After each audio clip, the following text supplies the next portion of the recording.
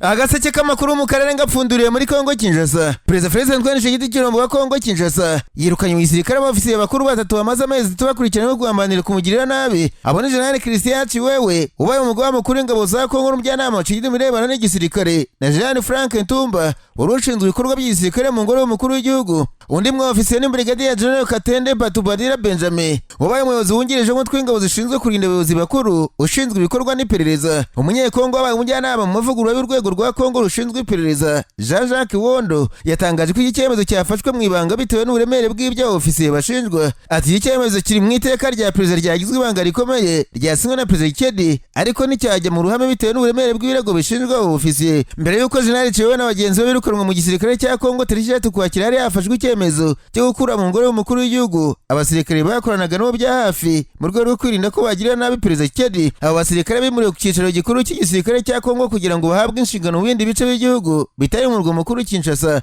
Nyuma ariko kandi igisirikare cya Kongo Kinshasa cyatangiye kugaragaza ko nta mpamvu yatuma umutwe w'iterabwoba FDLR ugabwa ibitero kuko ngo watangiye kubahiriza ibwiriza riwusaba kurambika intwaro hasi. Umuvugizi w'ingabo za Kongo Major General Sylvain Kenge Bomusa tariki ya 10 ukwezi yasabye abarwanyi FDLR kwishyikiriza ubuyobozi bw'iki gihugu cyangwa se ingabo za MONUSCO. General Kenge yatangaje ko mu gihe abarwanyi FDLR batakwishyikiriza inzego zombi kugira ngo bacyurwe mu Rwanda, igisirikare cya Kongo kizasenya umutwe gikoresheje imbaraga mu kubiteganya mu masezerano y'amahoro yasinye Washington muri Amerika. Mu nama ya gatatu y'urwego ruhuriro rw'umutekano w'u Rwanda na Kongo Kinshasa beri Washington tariki ya 21 na 22 ukwezi kwa 10, impande zombi leta z'ubumwe za Amerika n'indorerezi byemeje ko abarwanyi FDLR bataratangira kurambika intwaro, ariko mu General Kenge we yagaragaje ko babitangiye. Mu kiganiro n'umunyamakuru we Ndibashe wa Decibere, General Major Kenge bajwe FDLR igeze mu rugendo rikura muri Kongo Kinshasa asubiza agira ati FDLR yakurikije ibwirizwa ry'ingabo za Kongo. Major General Kenge yatangaje ko FDLR mu bice bigenzurwa n'urwanyi rya Ventura muri teritwari ya Rucuru intara ya Kivu y'Amajyaruguru kandi kuri hura ryo rikubabuza kwishyikiriza leta ya Kongo na MONUSCO. Atabandi bari kubabuza kurambika intwaro. Uyu munsi twakwibaza FDLR bari mu bice bigenzurwa na Ventura muri teritwari ya Rucuru bashaka kurambika intwaro ariko bari kubuzwa kubikora. Uyu musirikare majwe impamvu yatuma Ventura ibuza FDLR kurambika intwaro asubiza ko atayize ariko kwishyikiriza cya Kongo kizakomeza ubukangurambaga busaba uyu mutwe w'iterabwoba kwishyikiriza leta na MONUSCO. Ati turi gukora ibyo dusabwa, twakoze ubukangurambaga muri FDLR dukomeje ubukangurambaga kandi mu by'ukuri nabasabye kurambika intwaro abandi bakwiye kutworohereza. Mu by'u Rwanda na Kongo byemenejwe ubwo byashyiragaho urwego ruhuri rw'umutekano rugenzura ry'amasezerano ya Washington harimo guhererekanya amakuru kuri FDLR n'imitwe ishamikiyeho. Ibihugu byombi byumvikanye ko bizahererekanya amakuru ku bibazo FDLR ishobora guteza, ubushobozi ifite, aho imitwe yayo ya gisirikare n'aho ibikoresho byayo biherereye. Urwego rw'u Rwanda rushinzwe ubutasi ku mari FIC ubwo rwatangazaga abanyarwanda ko 25 bashyizwe ku rutonde rw'ibyihebe rwagaragaje ko bamwe mu bayobozi ba FDLR bari baherereye muri teritwari ya Warikare kugeza ku itariki ya 14 z'ukwezi kwa 10. Muri abo bayobozi harimo Perezida wa FDLR Gaston Yamuremye uzwi nka Lieutenant General Byiringiro Victor n'umuyobozi w'abarwanyi b'uyu mutwe Pacifique Nahunguka uzwi nka General Omega, bombi babaga mu gace ka Ruhaya muri Warikare. Naranganije amaso y'amakuru byandikirwa muri Uganda. Abanyamakuru bashyize amakaramu ku mpapuro barandika banditswe General David Sagiso wamenyekanye nka General Tinyefuza wakuriye ubutasi muri Uganda yamaganye ibyakozwe n'ishyaka nayo muri ku butegetsi byo kubuza abantu kwiyamamaza banganye na Ita Mongo usanzwe ari perezida w'inteko ishinga amategeko ya Uganda na Thomas Tayebwe usanzwe umwungirije. Yavuze ko ari igitero ubutegetsi bwa Perezida Museveni bugabye kuri demokarasi ya Uganda kuba nta wemereye guhangara kwiyamamazanya n'ibihinza bibiri muri politiki ya Uganda. Bivuze ko bazagaruka ku myanya mu nteko ishinga amategeko nta nkomyi bibayeho. Abanyamuryango b'ishyaka nayo bamaganye buryo muri Ruhinda North abantu bangiye kwiyamamaza ngo Thomas Tayebwe azamuke wenyine, ndetse nako byagenze muri Bukedeya abantu bose babujijwe kwiyamamaza Anita Mongo azamuka wenyine. Ikinyamakuru Chimp Report cyavuze ko General Tinyefuza yamaganye uyu muco mubi wo gutinya guhangana avuga ko ari ubuswa bwimirijwe imbere kandi bubangamiye demokarasi kuko abaturage baba babujijwe amahitamo. General David Tinyefuza waza ari umuhuzabikorwa w'ubutasi muri leta ya Museveni yanenzira ishyaka avuga ko abanyapolitiki banyabo bakwiye kuva mu bushake bw'abaturage kuruta uko babatekinikira inzira nk'uku nguku bakazamuka batabikwiriye. Uyu musirikare uri mu kiruhuko cy'izabukuru yibaza ukuntu Museveni ushaje n'umugore nawe w'umukecuru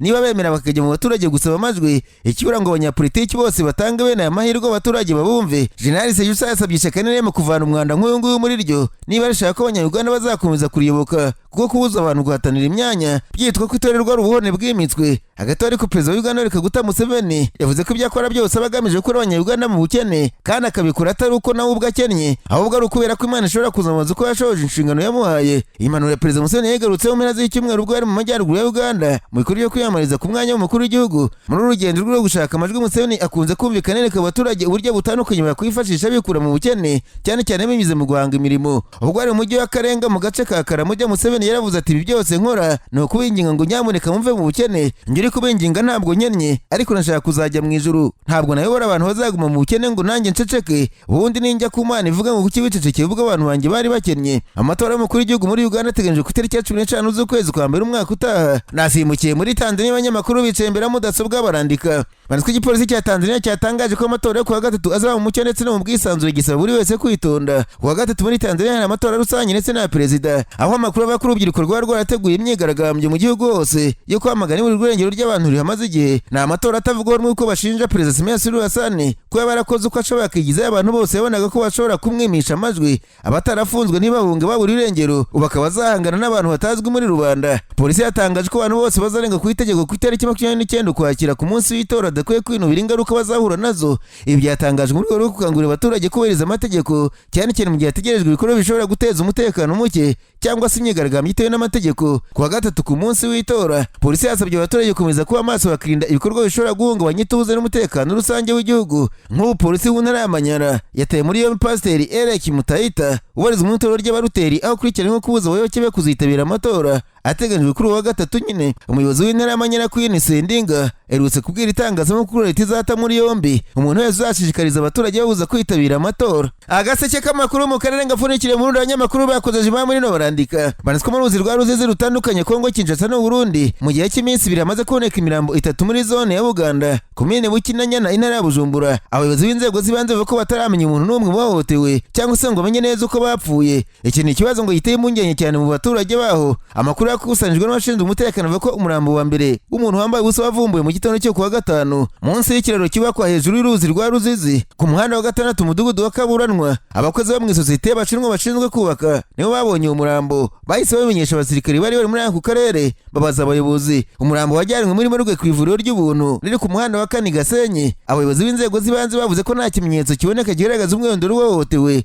nk'uko inkuru y'ikinyamakuru SOS Media Burundi bivuga. Indi mibiri ngo yatangiye kwangirika mu murima w'imyumbati. Bukeye kuwa gatandatu tariki 25 agana mu saa 2 z'ijoro habonetse indi mibiri ibiri hafi y'umugezi wa Ruzizi mu mudugudu wa Gasenyi ukiri muri zone ya Buganda. Iyi mirambo yari mu murima w'imyumbati kandi bigaragara ko yamaze iminsi myinshi uko yatangiye kwangirika. Abayobozi bahise bategeka ko imirambo ishyingurwa byihuse ku mpamvu z'ubuzima, ariko ntabwo ari ubwa mbere muri ako karere haboneka imirambo hatazwi aho yaturutse, nk'uko abaturage benshi babitangaza. Ngo imirambo myinshi yororerwa mu ruzi rwa Ruzizi cyangwa se ukayisanga mu mirima iri hafi yarwo, kandi ntagire iperereza ryimbitse rikorwa ngo hamenyekane icyabishe cyangwa se n'imyirondoro yabo.